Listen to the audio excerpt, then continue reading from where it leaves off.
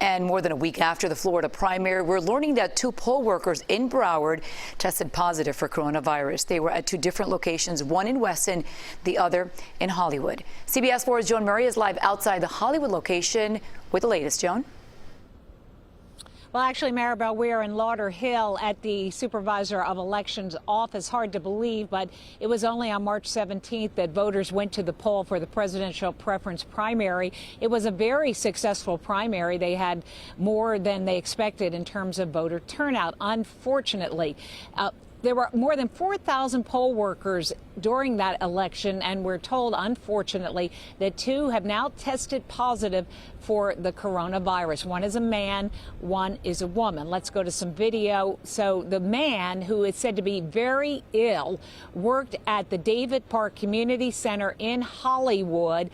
He was checking identification on Election Day, March 17th. He was apparently wearing gloves, but he did have interaction with the public. About 62 people were told voted on that day. Again, he checked ID at the David Park Center, and he also was a greeter at the Weston Library, Bonaventure, during the course of early voting. Now, the next person who has tested positive was working also in Hollywood at the Martin Luther King Community Center. She is a woman. She has tested positive, but we're told she has no symptoms. She was a greeter at that location. Again, greeters have minor interaction with the public. We're told that all the workers on that day were wearing gloves, or at least encouraged to wear gloves on that day. So back here live, there is a small staff working inside, believe it or not.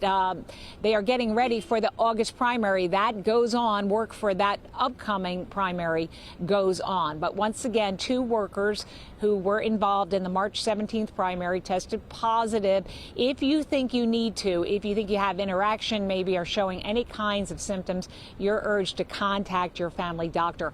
All the poll workers who came in contact with these two workers who have tested positive have been notified, but we're told nobody else is reporting any kind of symptoms.